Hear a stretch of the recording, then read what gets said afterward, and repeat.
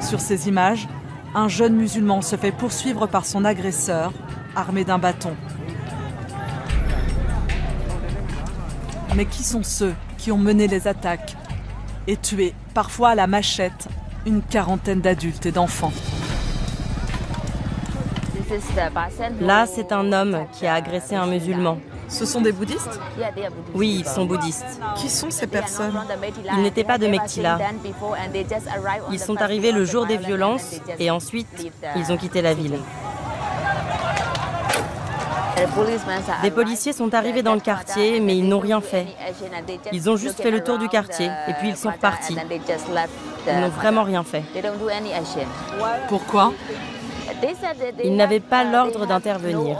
Voilà pourquoi ils n'ont rien fait. Je pense que le gouvernement voulait que les violences s'amplifient. Et c'est pour ça qu'ils ont attendu qu'ils brûlent toute la ville. Depuis les émeutes, une enquête a été ouverte, mais aucun responsable des tueries n'a encore été arrêté ni condamné.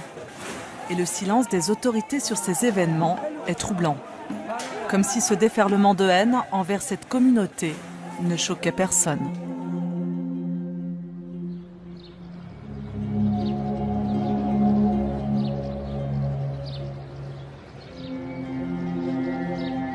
Pour les familles musulmanes qui vivent ici depuis toujours, ces affrontements sont un véritable traumatisme. Une centaine vit toujours dans des camps de réfugiés à 15 km du centre de Mektila, en attendant que leur maison soit reconstruite.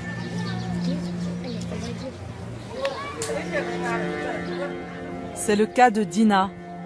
Cette commerçante de 60 ans vit dans cette petite pièce avec sa mère âgée de 95 ans. Elle se souvient de cette nuit d'horreur où elles ont dû fuir leur agresseur.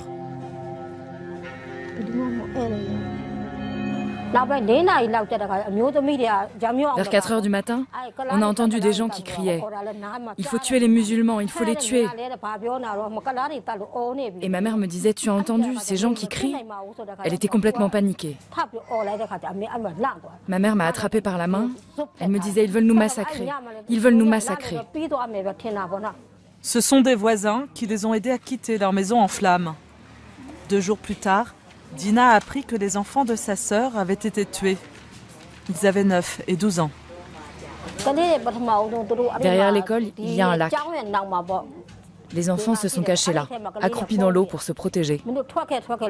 Et puis quelqu'un leur a demandé de se lever et de sortir. Ils devaient avancer les mains derrière la tête. Ils les ont traînés de force, hors de l'eau. Après, on m'a dit que mes neveux ont été égorgés avec un couteau.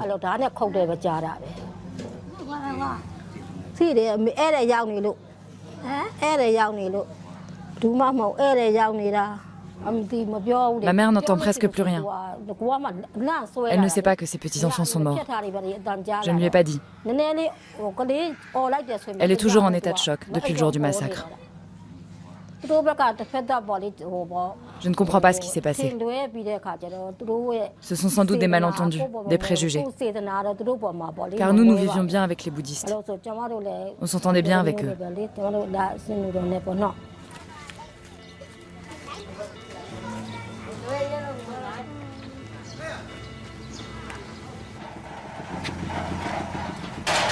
Un homme est peut-être responsable de ce déferlement de haine.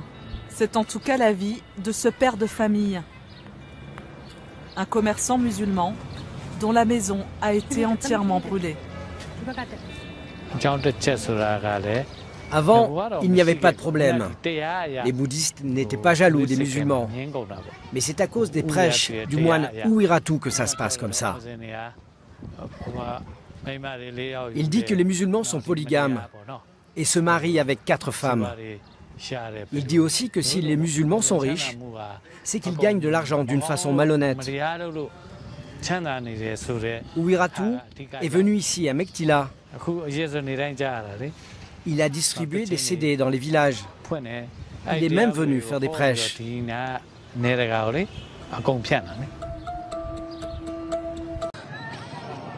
40 personnes sont tuées, le quartier musulman rasé. Sur ces images amateurs, on voit clairement un moine bouddhiste prendre part à la tuerie. Voici l'homme qui encourage ce déferlement de haine. Le moine Viratu se dit non violent, mais il traite les musulmans de chiens.